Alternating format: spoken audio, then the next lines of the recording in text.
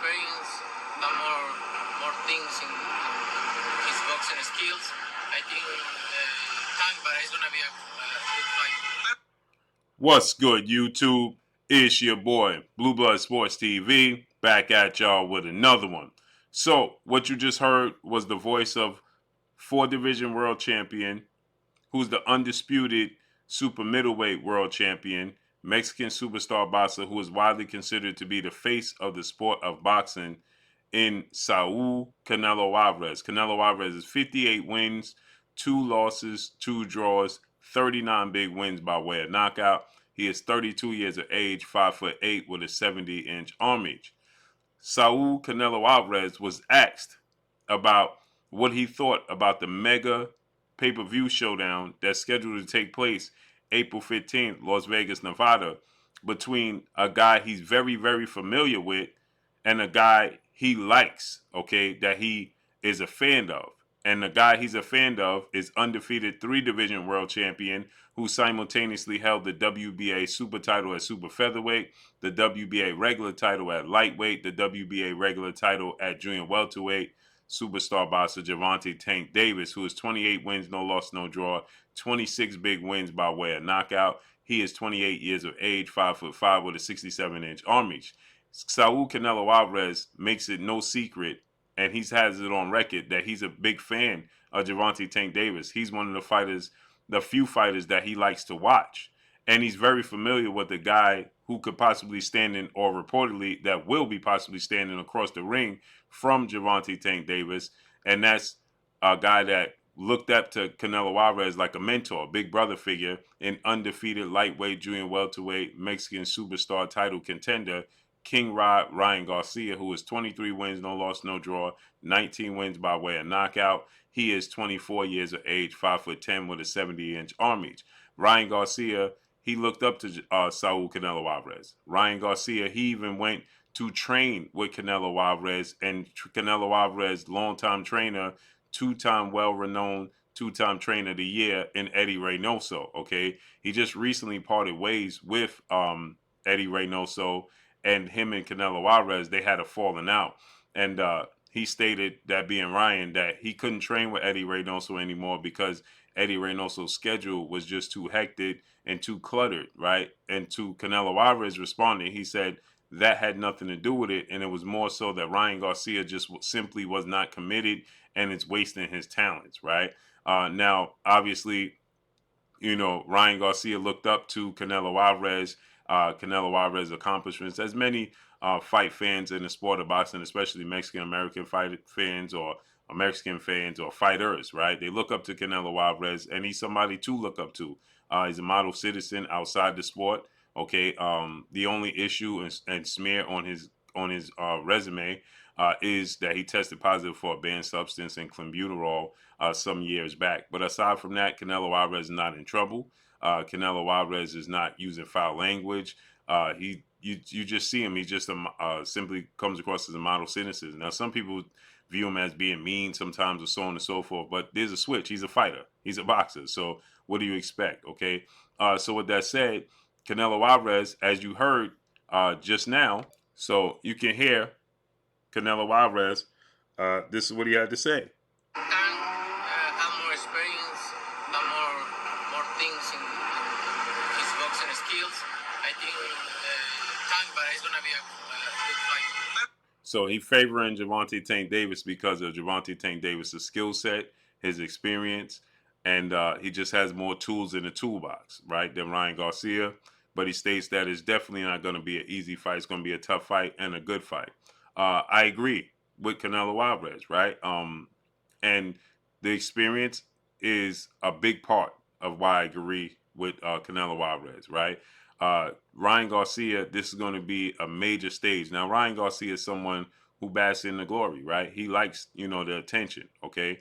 But when you come to this situation and this point where you under the lights against a guy like Gervonta Tank Davis, it's going to be completely different. And Gervonta Tank Davis is a southpaw, and like Canelo Alvarez stated, he has more tools in the toolbox, okay? He's more versatile, Gervonta Tank Davis is. He's known for his power, but notice that Canelo Alvarez, he didn't point out Gervonta Tank Davis's power, okay? He pointed to his skill set. And that's because Gervonta Tank Davis has the ability to make adjustments. He has the ability to box lateral. He has the ability to box on his back foot, inside, mid-range, outside, right? He can mix it up. And then ultimately he has the equalizer in his power, okay? And Ryan Garcia, he has fought in his last few fights. The biggest name, the toughest fight on paper was supposed to be Javier Fortuna, who was a multi-division world champion, who was a rough and rugged, tough fight, awkward fighter to deal with, and he passed that test with flying colors, right? And his biggest test on paper now is Olympic gold medalist, British lightweight star title contender in Luke Campbell, okay, who's a southpaw Olympic gold medalist, and he floored Ryan Garcia in that fight.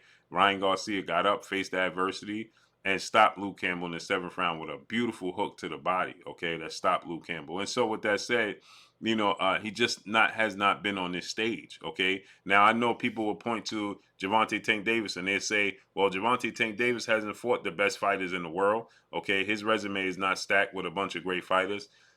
It's not stacked with a bunch of great fighters, but he's fought on the biggest cards. He was the co-main event to the second biggest fight in the history of the sport of boxing when Floyd Mayweather faced Conor McGregor.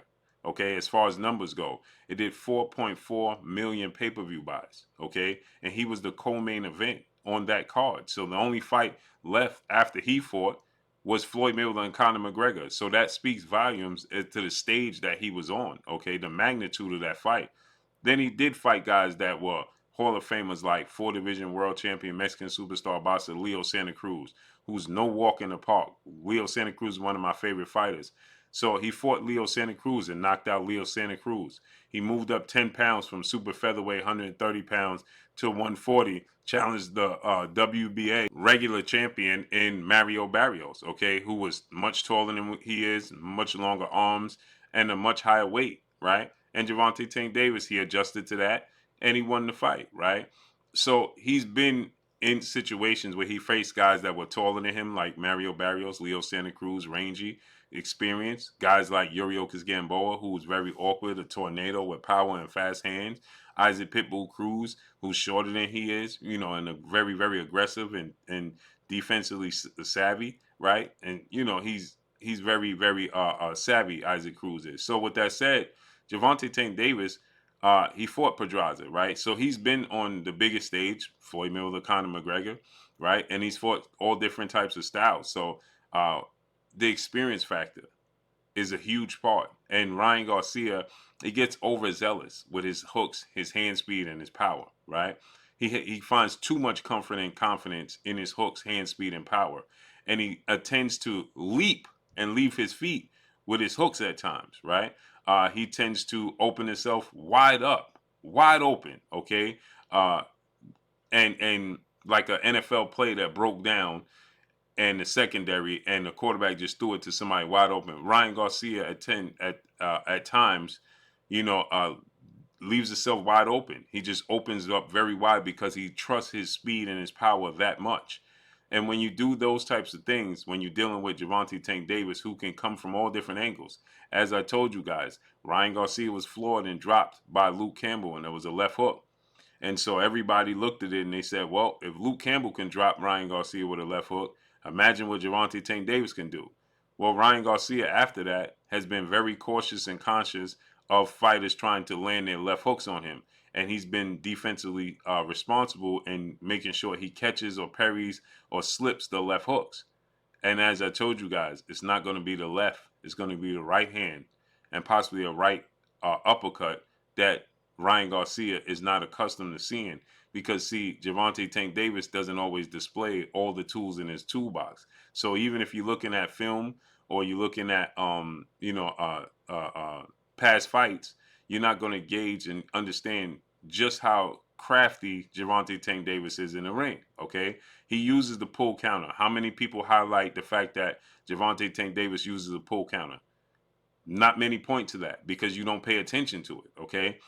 He's very savvy in delivering his power, setting you up, putting you in positions for him to be successful because he's always at a size disadvantage. So he understands how to set up traps to put his opponents in a position where he is the beneficial, right?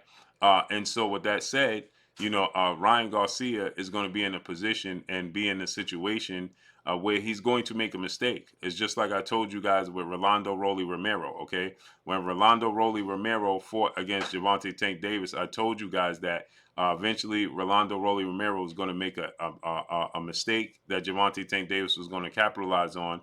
And that's exactly what happened, right? He got over aggressive with his combinations. He threw 3 punches just like Leo Santa Cruz did. Gervonta Tank Davis, he sets you up for these situations and scenarios so he can capitalize on them. And I believe he'll do the same exact thing when it comes to Ryan Garcia. And again, Gervonta Tank Davis, like Canelo Alvarez stated, it's going to be a tough fight. He's going to face adversity because Ryan Garcia has very special set of skills. He has very fast hands, power in both hands. Extremely. I can make a case that he has the best hook to the body and the best hook overall in the sport of boxing. So he definitely, and he's 5 inches taller. Okay, he's gonna have a 3 to 4 inch arm reach advantage, right? He's gonna outweigh Gervonta Tank Davis the night of the fight. He's gonna be the much bigger guy, and he's confident, right? So it's going to make for a very difficult fight for Gervonta Tank Davis. But eventually, I believe he'll make a grave mistake that Gervonta Tank Davis will capitalize on. He knows how to control the pace of the fight. Ultimately, he knows how to slow down the fight and the atmosphere. Gervonta Tank Davis does. Ryan Garcia is going to be fighting and moving I think the night is going to be moving faster than what he anticipates, and I think it's going to be moving so fast that he's not going to be able to slow it down. And that's not going to be the case for Gervonta Tank Davis. So I favor Gervonta Tank Davis as well. But I can't wait to see how this fight unfolds and plays out. And that's all I got for y'all. Drop a comment in the comment section. Let me know what y'all think. Is Canelo Alvarez right when he says this? That's all I got for y'all. Y'all already know what it is. It's your boy Blue Blood Sports TV. Hate, like, comment, and subscribe. If you haven't subscribed, hit the subscribe button, hit the like button, hit the bell icon to get all the new notifications. Follow me on Instagram at Blue Blood Sports TV, all one word. Y'all already know what it is. Shouts out to the entire LDBC. Shouts out to Black Media Row. Make sure you like and share these videos. That's all I got for y'all. Peace.